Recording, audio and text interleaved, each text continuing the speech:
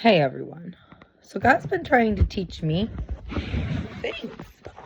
And I am trying to learn new things. And the problem is with new things, I don't know if I'm learning it right or not. And I hope I am.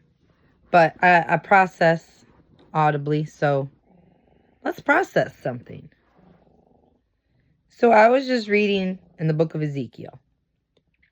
And chapter 3, verse 10 says, "Moreover, he said to me, Son of man, take into your heart all my words, which I will speak to you, and listen closely.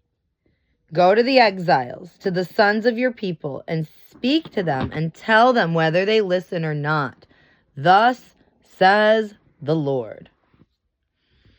And then down in verse 20, it says again, "When a righteous man turns away from his righteousness and commits iniquity, and I place an obstacle before him, he will die.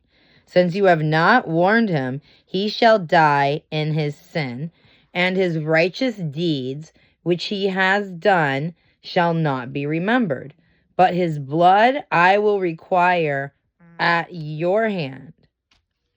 However, if you have warned the righteous man that the righteous should not sin, and he does not sin, he shall surely live, because he took warning, and you have delivered yourself."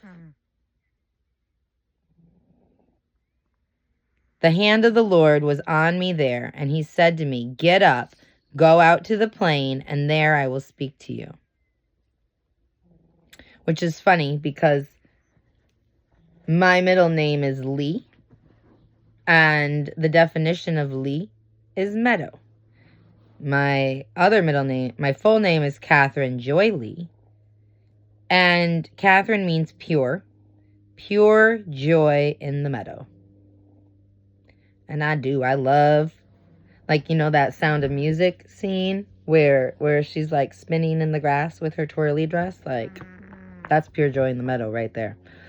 And I was reading this while I was listening to it, and one of my other friends told me the other day, it was after a really difficult conversations that we'd had, multiple ones, and I thought our friendship was over.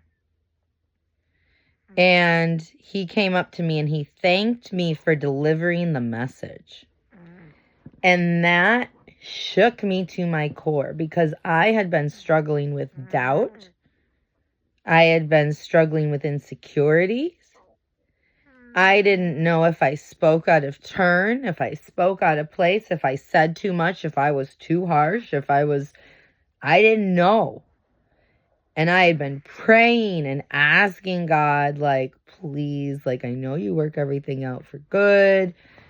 And, like, I know we don't always get to see it, but, like, please help me understand if I should continue speaking this way, and, like, what I should do. Because, like, I'm used to being silent. And because of that, I don't really know how to speak properly. And I'm not the best with verbal boundary. Like, I know the rules. I'm really good at rules. I'm really good at like the rules of language. But not everybody is. And so then, because I know a lot of things not everyone else does, like, I feel like I'm playing by different rules, and then I don't feel like it's like, and God sent him to tell me I was doing good. From the very person who wished a curse upon me, who spoke a curse into my life, later came back and thanked me for the message. And I'm grateful that Jesus can turn a curse into a blessing, and that Jesus can protect me. And so I was reading this passage in Ezekiel. I'm contemplating these ideas that God wants me to speak. And then here he is talking to Ezekiel. And I love this part here where he says, 3 verse 5. For you are not being sent to a people of unintelligible speech or difficult language, but to the house of Israel, which in the context of my life, Israel is now anyone who has chosen to follow Jesus. That's how we, join the family. Like, we're adopted now. So God's not sending me to talk to Gentiles. He's sending me to talk to his people, to my family. And it says, nor to people of unintelligible speech or difficult language. Thank the Lord, because life is hard enough without it being that. But I have sent you to those who should listen to you. Yet the house of Israel will not be willing to listen to you, since you are not willing to listen to me. Surely the whole house of Israel is stubborn and obstinate. Behold, I have made your face as hard as their faces, and your forehead as hard as their foreheads, like emery, harder than flint. Do not be afraid of them, or be dismayed before them, though they have a rebellious house. And that really struck me, because one of the things that I've been learning is that God's people are stubborn. If you look at his chosen people, like pretend like he created the world and it's like a game and he got to pick a teammate. He picked the most hard-hearted, stubborn, rebellious teammate. He picked the Mustang. He picked the wild ones. He picked the independent, narcissistic, egotistical, forgetful people. He picked the underdogs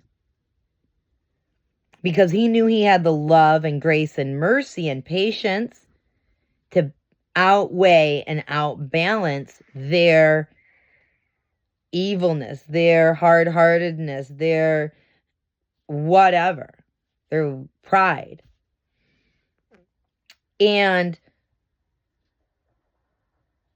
it's ironic because my last name is Morris. And growing up, saying that everyone said is those Morrises are hard-headed. Both literally and figuratively. Like, I hit my head all the time. It's not even really funny. But I do. And I remember doing it all the time as a child. And I was very clumsy. And people always say, oh, you Morrises are so hard-headed. You'll be fine. And I'm like, I don't know if that makes me feel better or not. But okay, thanks. And I am very stubborn. When I get my mind set to something, good luck changing it. My one friend told me I'm logical to a fault. He said it could be a negative thing. But when your logic is based on truth instead of experience or feelings, then it's amazing. It's an amazing thing to be hard-headed and stubborn and not back down from truth.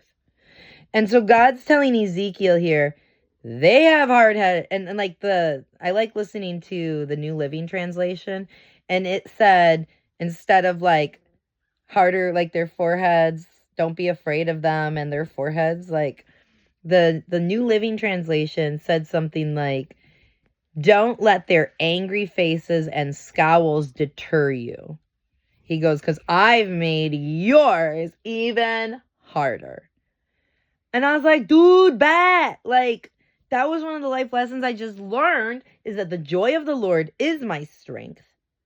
And that however much hardness and negativity and rebelliousness and stubbornness I am met with, it's my job to battle that with equal or more parts of the joy of the Lord and the peace of Jesus.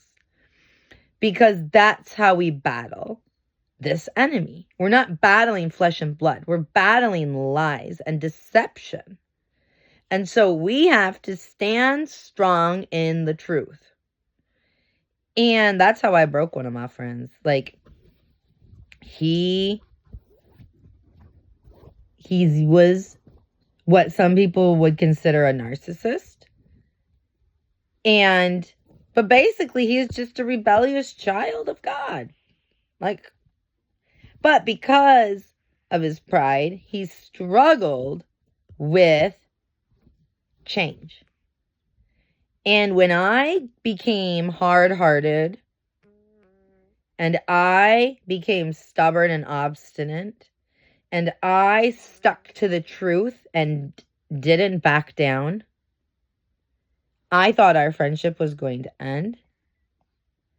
And instead, it's a new beginning, and he was grateful I shared the message because it's helping him turn from his old ways.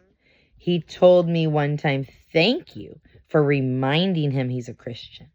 And I know he struggles with following Jesus, but like this, it's my job to speak the word and to stand strong in the message, even if they're angry and grumpy about it.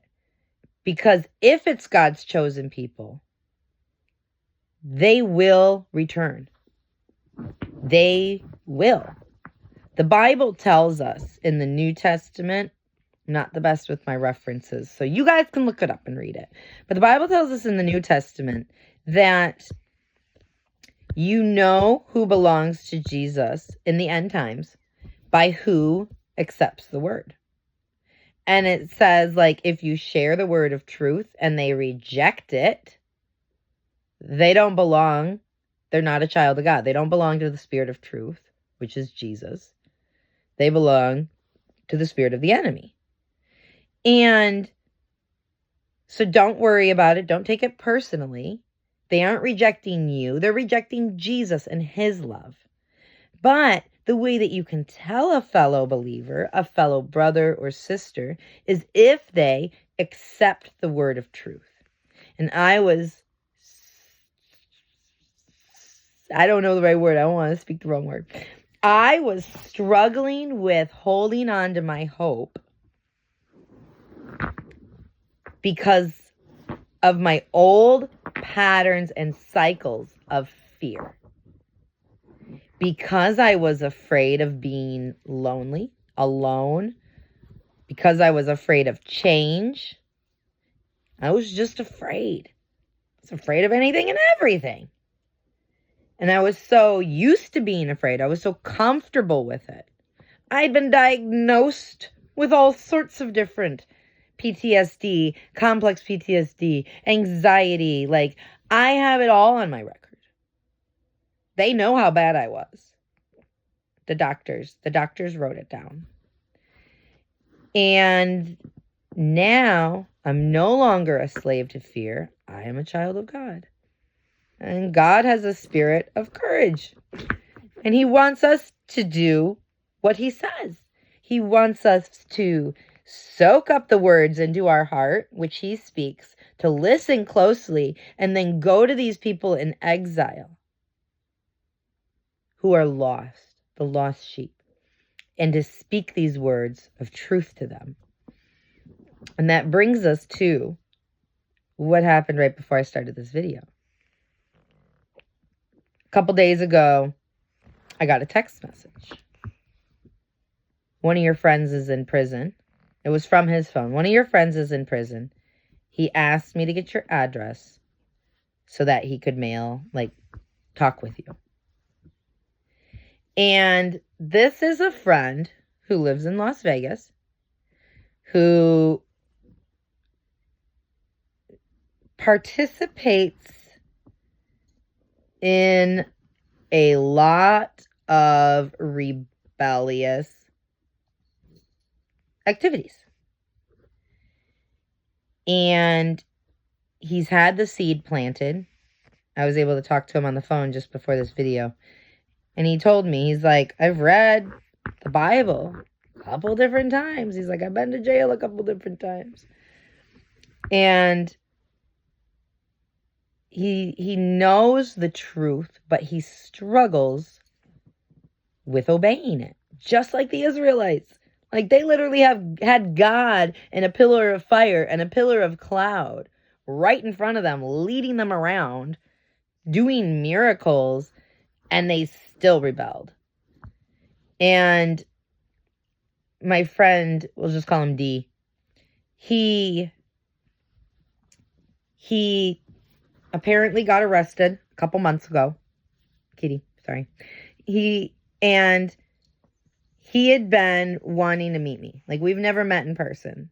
And he had been wanting to fly me out so he could meet me. And it hadn't worked out yet. And I'm all about God's timing. And so I don't push things. You know, I try to just be agreeable. And if it's the Lord's will, then it happens. And if it's not, it don't. And so I was just being agreeable. But I wasn't pushing nothing. I wasn't rushing anything. And I hadn't heard from him in a while. He, like, just disappeared. And he does that. Like, that's just his style. So, like, I was like, whatever. Goes around, comes around. We'll see what happens. And a couple days ago, his assistant reached out, said he was in jail, and wanted to talk to me. And then last night, while I was sleeping, I had a missed call from the jail. And I was like, oh, no. He's trying to call me. What do I say? Like, I don't even know what to say. Like, I don't know what to do. Like, and the Lord had been preparing my heart that there were going to be people in jail that needed him. I thought that meant he was sending me to jail. I'm not going to lie. I thought that meant he was sending me to jail, and I was going to have to talk to him. And it wasn't. One of his children was about to go to jail. And one of his children was going to need support. And I was the one he called. I prayed that God would help me answer the calls from his children. And now I got to pray that I have the strength to answer the call, because I don't like answering phone calls. I'm not going to lie. I avoid phone calls. But I'm in bed right now. So, like, I've been having real bad cramps. My uterus decided it hated me today. And so, like, I was like settling down, and I'm like, well, Jesus, like, what do we get to learn about? Like, apparently we got to learn about D and Ezekiel and me. And D told me, he goes, when this happened, he goes, you've been heavy on my spirit. And my spirit just kept telling me to call you, to reach out to you, to talk to you, that I needed you to pray for me. And that kind of, I'm not going to lie, that like freaked out my insides a little bit, because I feel like I'm brand new to this. I feel like I don't know what's going on. I feel lost still. And I know I'm holding hands with Jesus. And so even though we might be in the valley of the shadow of death, I know I don't have to fear evil. I don't have to fear anything. Like, I ain't got no fear left. But now, because I ain't got no fear, now I don't know what to do. And I feel like I don't know what to do.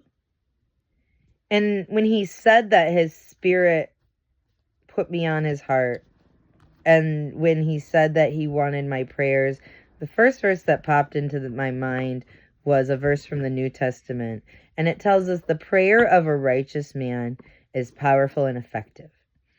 And I had been praying these last months, dear Jesus, please let me be a righteous man. I want my prayers to be powerful and effective. I don't even know how to be righteous. I don't know nothing. I'm like, but you know how to be righteous, so please teach me and help me so that my prayers can be powerful and effective. And I had just spent the weekend with one of my childhood friends. And she reminded me of this story about a time when we were in youth group, teenagers, and she was struggling with a crush and with doing inappropriate things with the boy. And she was feeling lonely, she was feeling isolated, and she was struggling in her spirit. And she told me that while we were at youth group, like, she said, I pray, like, during worship, I was praying in my head. I was like, how'd you know? She said, I told her later. But she said, I was praying in my head that the Lord would just wrap his arms around her and let her feel his presence. Let her feel the hug and the love that she so desperately desired. And she said she felt it. And she told me about it later, and that's how she found, like, I told her that I prayed it, and like, God did it. And God has answered every single one of my prayers that it kind of freaks me out. And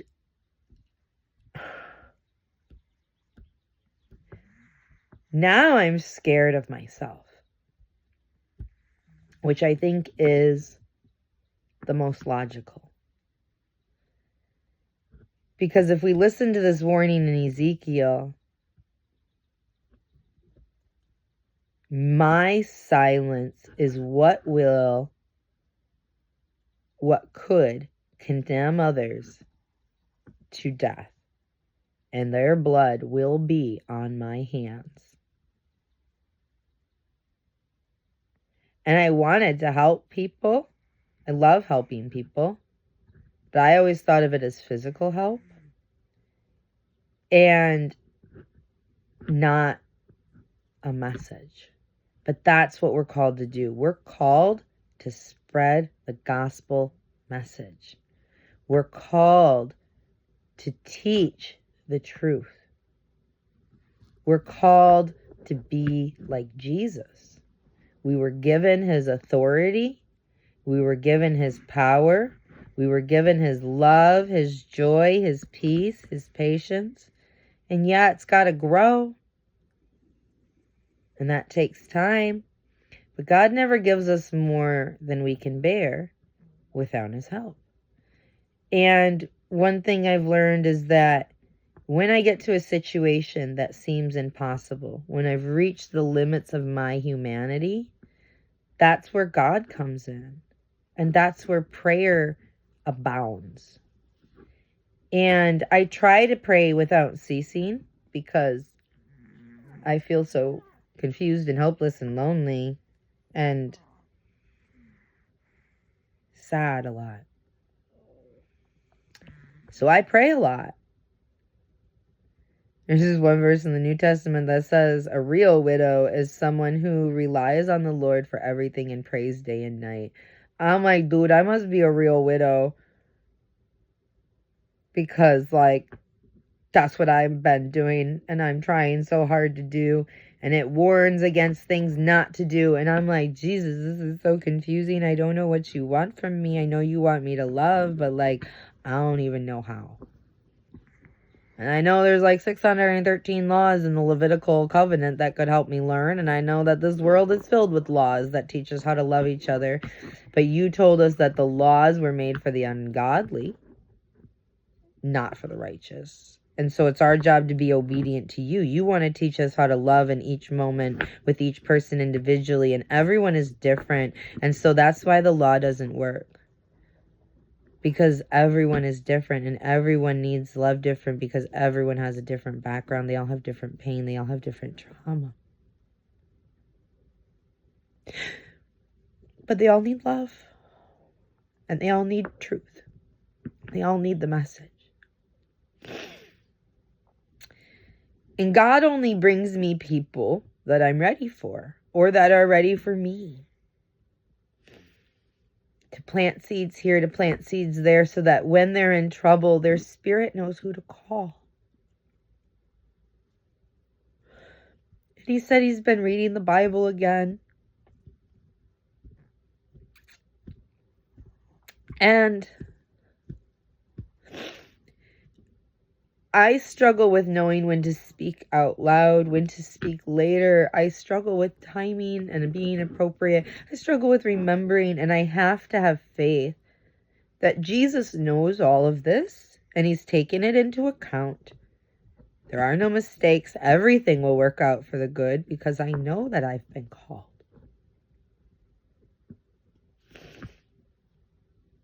And I know that he can fix anything that I would consider a mistake, a missed opportunity.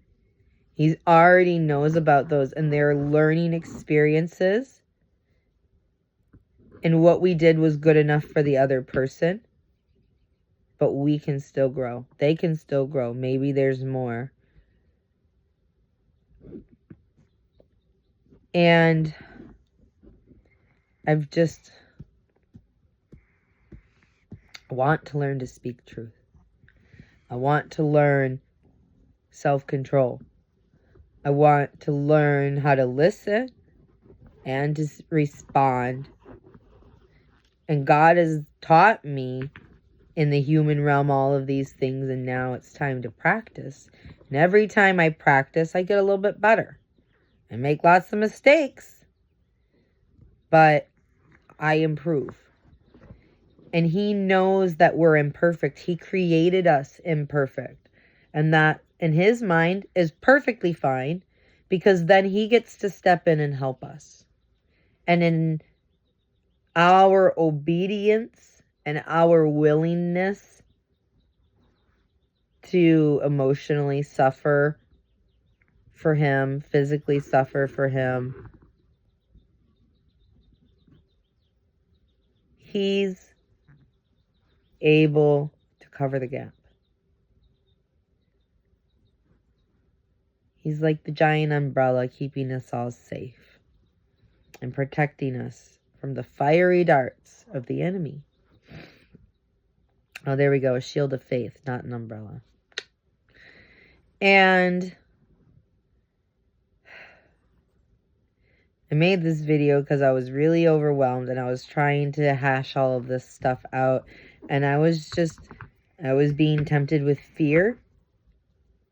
I really wanted to be like, God, this is too big of a call. Like, I don't feel worthy. I don't feel able. I don't feel qualified. Looking at my life,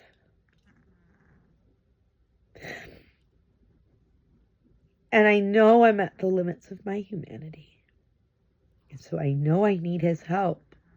But people are calling me, and I'm like, dude, this is what I prayed for, but like, I don't feel capable. I don't feel good enough, and I'm not. But Jesus is. And if I do what his word says, and I take into my heart all of his words, and I listen closely,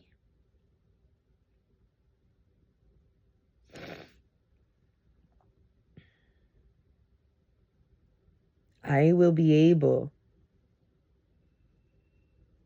to follow the call, to follow his call.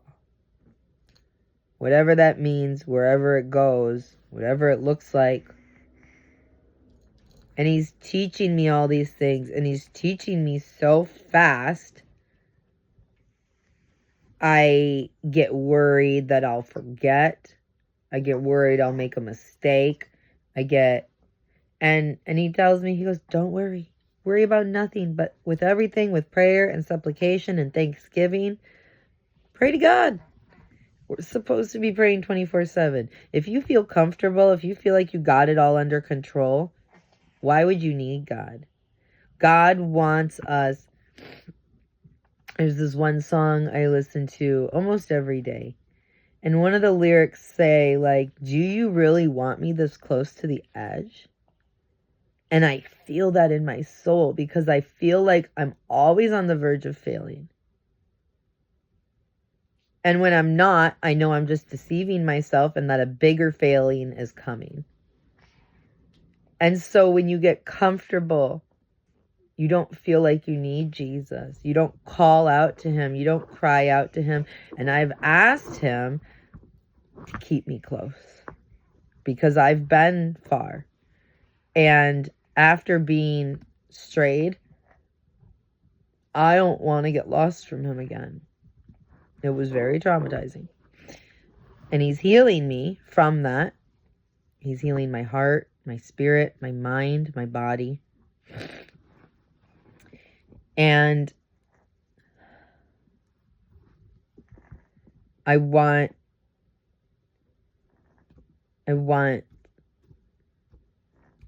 him to keep me close.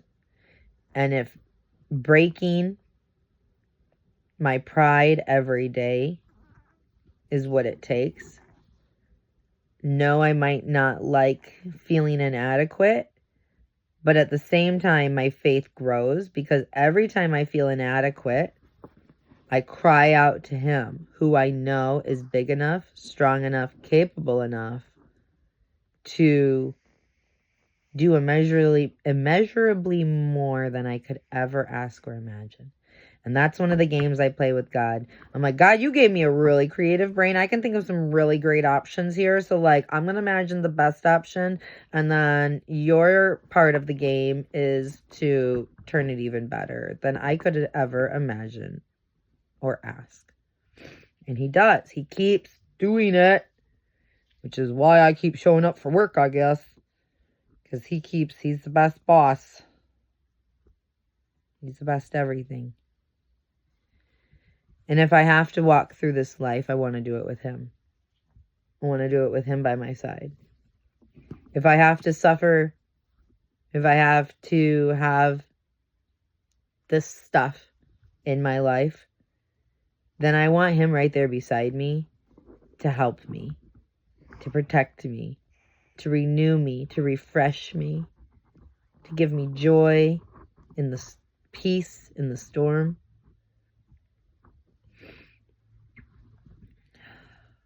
This world is crazy, and it's not the nicest, but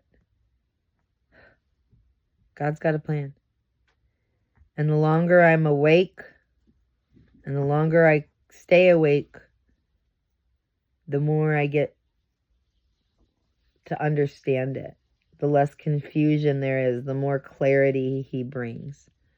So I would just really recommend to you guys, I can't say it enough, get into the Word.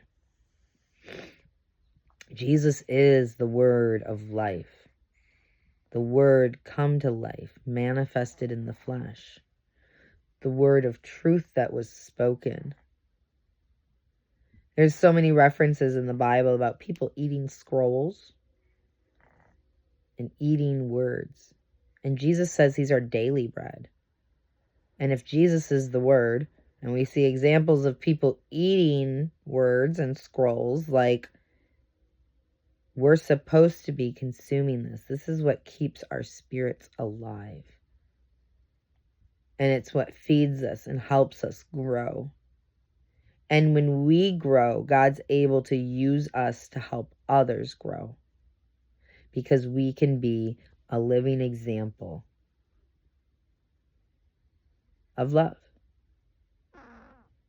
And people need to see love up and close and personal, sometimes to believe. And sometimes the more they've been traumatized, the closer they need the love. And Jesus doesn't walk the earth in physical form right now, but he's got a lot of us. The kingdom of God is at hand. And it's living inside each and every one of us. And Jesus wants us to spread the message, the good news, the word of life. And he wants every last lost sheep. And so it's our job to find them, to speak to them. You never know who they are. You never know. Could be anyone. And that's why it's our job to go out there and share the message. I've been praying that the Lord gives me strength and wisdom and discernment for when to speak and how to speak.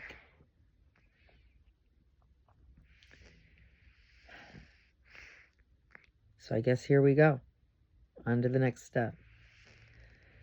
I hope you guys are able to speak some truth and watch how it changes your world and the world of those around you.